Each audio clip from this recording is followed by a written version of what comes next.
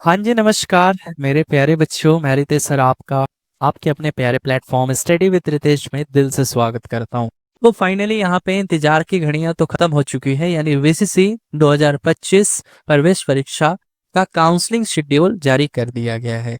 लेकिन सवाल यह है कि क्या आपको कोई कोर्स मिल सकता है, क्या आपको काउंसलिंग करवानी चाहिए या खुद से काउंसलिंग करनी चाहिए। तो देखिए, इस वीडियो को अंत तक देखना, क्योंकि इस वीडियो में आपको बताएंगे कि क्या कट ऑफ रहेगी। यानी अगर आपका यूआर कैटेगरी है तो कट ऑफ क्या जा सकती है, यानी यूआर में कितने रैंक तक वाले को BSc nursing, BMLT, B pharma मिलेगा।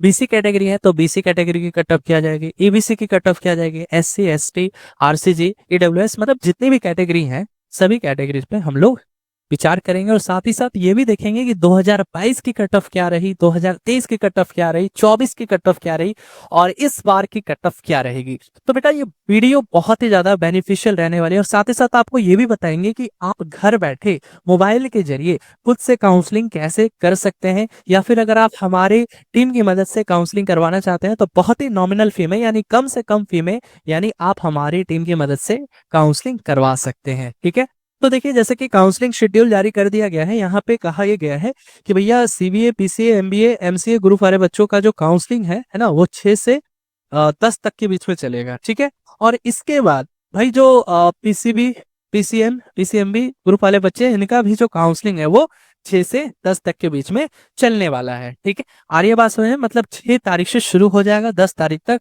एंडिंग है, उसके बाद 16 तारीख को सीट अलॉटमेंट लेटर आ जाएगा। ठीक है, अब ये बात करते हैं कि सर कट ऑफ क्या जाएगी, एक बार हमें फिर से बता देते हैं ना तो अच्छा रहता। यानी इसमें जो सबसे डिमांडिंग कोर्स है वो बीएससी नर्सिंग है। तो बीएससी नर्सिंग की कट ऑफ क्या रहेगी, इस पे आइए एक बार हम लोग विचार कर लेते हैं, देख लेते हैं। जैसे देखिए, ये 2022 है ना, यहाँ पे मैं आपको पूरा 2022 से बताता हूँ। ठीक है, अब जैसे देख सकते हैं बेटा, ये है 2022 का। ठीक है, यानी 2022 में क्या था कि टोटल कितने कॉलेजेस थे, टोटल टोटल जो है ना 5 कॉलेजेस थे उस समय 2022 में। 2022 की मैं बात कर रहा हूँ कि उस समय टोटल 5 कॉलेजेस हुआ करते थे। यानी एक कॉलेज में बेटा, एक कॉलेज में, यहाँ पे हम आपको बता दें, एक कॉलेज में 60 सीटें रहती थी, अभी भी 60 ही सीटें हैं। ठीक है, आपसे अगर मैं आपसे पूछूं बेटा कि 5 कॉलेजेस में कितनी सीटें होंगी, तो यहाँ पे आप लोग बोलोगे 60 यानी 300 सीटें हुआ करती थी। कब कब हुआ करती थी, 2022 में और 23 में। 24 में क्या किया गया, नंबर ऑफ कॉलेजेस बढ़ा दिया गया था, उस पर भी बताऊंगा मैं आपको। तो उस समय क्या था, 2022 के एक्सपेक्टेड कट ऑफ यानी 5 कॉलेजेस थी बीएससी नर्सिंग के लिए। एक कॉलेज में 60 सीटें, यानी 5 कॉलेजेस में यहाँ पे 300 सीटें हुआ करती थी। तो उस समय कट ऑफ कितना ज्यादा था, ये फर्स्ट राउंड, सेकेंड राउंड और मॉपअप को मिलाकर मैं बता रहा हूँ। उस समय अगर जिस बच्चे का ज्वाइंट रैंक में यूआर से 873 भी रैंक था, उसको थर्ड राउंड तक मिल जाता था। अब बोलोगे फर्स्ट राउंड में कितने रैंक तक वाले को मिलता था, उस समय में 300 400 रैंक था तो बच्चे को फर्स्ट राउंड में मिल जाता था। 500 से 600 रहता था तो सेकंड लिस्ट में आ जाता था। और मॉपअप तक जो है 873 रैंक वाले को मिला था, कब, 2022 में। ठीक है, कौन सा, पावापुरी मिला था। इसके बाद बीसी कैटेगरी में 296 रैंक वाले को मिल गया था। ठीक है, ये मैं आपको ओवरऑल बता रहा हूँ, फर्स्ट राउंड, सेकंड राउंड और मॉपअप तक। मतलब बीसी कैटेगरी में 296 रैंक तक वाले को मिला था, कब, 2022 में। ईबीसी में 251 रैंक तक वाले को मिला था, एससी में 116, एसटी में 10, आरसीजी में 179, ईडब्ल्यूएस में 139 और डीक्यू में 64 रैंक तक वाले को मिला था। कब की बात है, ये 2022 की बात है। ठीक है, इसके बाद अगर हम तो 2023 का बात करें तो 2023 में भी जो सिनेरियो था वो लगभग सेम ही था। थर्ड राउंड तक का कट ऑफ है ये बेटा, बार बार मैं एक ही चीज बता रहा हूँ। थर्ड राउंड तक, मतलब जिस भी बच्चे का यूआर में 900 रैंक तक था उसको थर्ड राउंड तक मिल गया था। ठीक है, बीसी में भी 300 रैंक तक वाले को मिल गया था, एबीसी में 270, एससी में 125, एसटी में 10, आरसीजी में 179, ईडब्ल्यूएस में 140 और डीक्यू में 65 तक। ठीक है, और उस समय भी जो कुल सीटों की संख्या थी वो कितनी थी, 300 सीटें थी उस समय भी। अब अगर बात करें 2024 में, तो 2024 में सीटों की संख्या बढ़ गई थी। तो भैया जब सीटों की संख्या बढ़ जाती है तो इस केस में क्या होता है, इस केस में थोड़ा सा ज्यादा रैंक वाले बच्चों को भी मिल जाता है। यानी 1500 रैंक तक वाले बच्चों को मॉपअप तक मिला था, ऐसा देखने को मिला था। कब कब मिला था बेटा, तो यहाँ पे 2024 में देखा गया। देखो पहले क्या थी कि 300 सीटें थी, ठीक है, लेकिन 2024 में क्या होता है कि टोटल टोटल जो है 9 कॉलेजेस, मतलब 4 और कॉलेजेस ऐड हो जाते हैं, तो टोटल 9 कॉलेजेस हो गया। ठीक है, तो 9 में अगर 60 से गुना करें, ठीक है, मतलब 9 कॉलेजेस थे, एक कॉलेजेस में 60 सीटें की संख्या थी, तो 540 सीटें हो गई।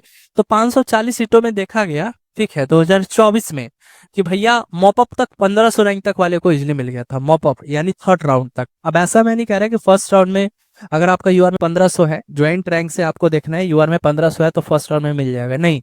हो सकता है कि फर्स्ट में ना मिले, सेकंड में ना मिले, थर्ड में मिले। तो ये डिपेंड करता है कि भाई फर्स्ट राउंड और सेकंड राउंड हो जाने के बाद अगर सीटें बचती हैं तभी बोर्ड क्या करता है, मॉपअप राउंड निकालता है। तो ये देखा गया कि मॉपअप तक जो है 1500 रैंक तक वाले को इजिली मिल गया था, ठीक है, तब 2024 में। और अभी भी अगर मैं बात करूं सीटों की संख्या कितनी है, तो बेटा आप जानते हो अभी भी जो है 540 सीटें हैं, ठीक है, 540 सीटें 9 कॉलेजेस हैं, ठीक है। तो यहाँ पे आप ये अंदाजा लगा सकते हो, ठीक है बेटा, यहाँ पे आप बोल सकते हो कि ये 2024 का डेटा है। 2024 में देखा गया यूआर में 1500 रैंक तक वाले को भी जो है मॉपअप में जाते जाते मिल ही जाता है।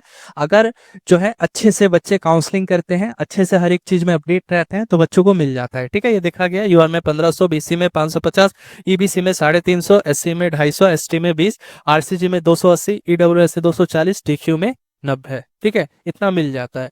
अब इस बार का बात करें, ठीक है, इस बार की कट ऑफ क्या रहेगी भाई, सवाल ये उठता है इस बार की कट ऑफ क्या रहेगी, तो ये भी हम बताएंगे।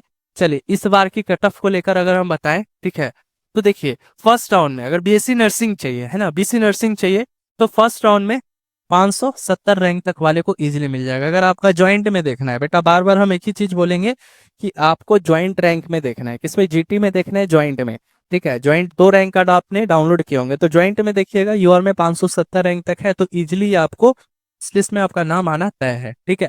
अगर बोलोगे नहीं सर यूआर में मेरा 570 नहीं है, मेरा ईबीसी कैटेगरी है, तो ईबीसी में 251 रैंक तक है, तो इजिली फर्स्ट में मिल जाएगा, फर्स्ट राउंड में ही मिल जाएगा।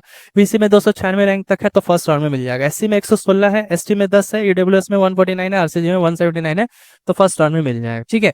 अब देखो बेटा, जिसको काउंसलिंग करवानी है, हमारी टीम की मदद से काउंसलिंग करवाना है, बेस्ट तरीके से काउंसलिंग करवाना है, तो इसका चार्ज हम लोग 150 रुपीज ले रहे हैं, और घर बैठे आपका काउंसलिंग हमारी टीम के द्वारा यानी हमारे द्वारा हो जाएगा। इसके लिए आप इस नंबर पे, दिए गए नंबर पे अपना पहले रैंक कार्ड भेज दीजिए, उसके बाद हम लोग देखेंगे कि आपका रैंक कैसा है, उसके अकॉर्डिंग आपको अगर कोई कोर्स मिलने लायक रहेगा तो पहले हम कंफर्मेशन देंगे कि आपको मिल सकता है या नहीं मिल सकता है। अगर मिलेगा तभी हमारी टीम आपका काउंसलिंग करेगी, ठीक है। तो दिए गए नंबर पे रैंक कार्ड जरूर भेज दीजिए।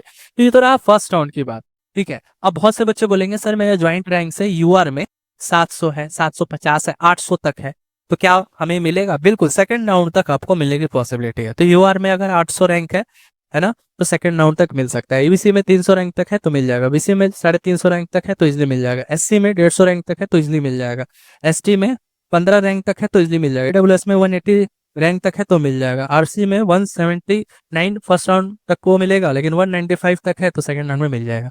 अब बोलोगे सर मेरा 1000 है, 1200 है, 1400 है, 1500 है, यूआर से मेरा 1000 है, 1200 है, 1500 है, तो क्या मुझे कोई गवर्नमेंट कॉलेज मिल सकता है? क्या मुझे बीएससी नर्सिंग मिल सकता है? तो देखो बेटा, चांसेस बनता है, 50-50 चांसेस है, क्योंकि पिछले बार मिला है, तो इस बार भी जो है चांसेस है कि मिल सकता है, ठीक है। तो मॉपअप तक जो है आपको मिलने की पूरी पॉसिबिलिटी है, यानी जिन बच्चों का यहाँ पे यूआर में 1000 है, 1200 है, 1300 है, 1500 तक है, तो आपको काउंसलिंग में अवश्य भाग लेना चाहिए, मॉपअप तक मिलने की पूरी पॉसिबिलिटी रहती है, ठीक है।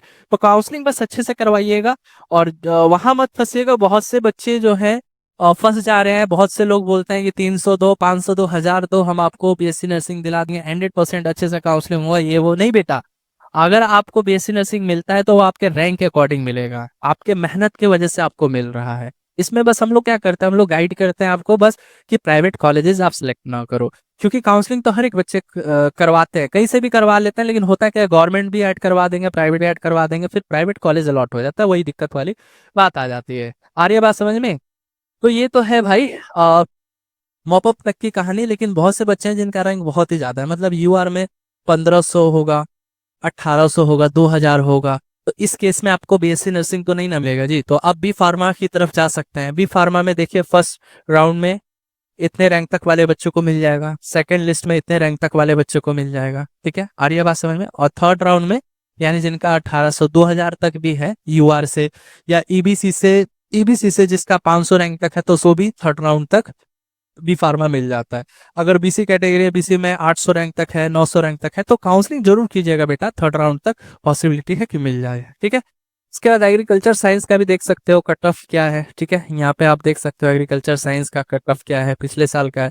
एग्रीकल्चर इंजीनियरिंग का भी देख सकते हो, डेयरी टेक का भी देख सकते हो, ठीक है। इसके बाद जो है यहाँ पे बहुत से है ना बच्चे, बहुत से ये ऐसे, आ रही है बात समझ में।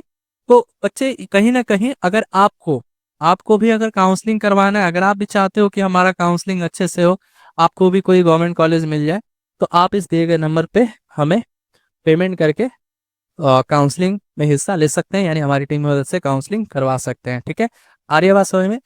चलिए, और जिन बच्चों को पेड कोर्स लेना है, ठीक है बेटा, पेड कोर्स लेना है और आप अपनी तैयारी हमारे इस पेड कोर्स के माध्यम से करना चाहते हैं, अगर आप अब बिहार पैरामेडिकल या बीसीसी 2026 वरिष्ठ परीक्षा की तैयारी करना चाहते हैं, तो बिहार पैरामेडिकल के लिए शिक्षा बैच है और बीसीसी वाले बच्चों के लिए संकल्प बैच है। तो संकल्प बैच कैसे लेना है एक बार यहाँ पे आप समझ लेते तो अच्छा रहता।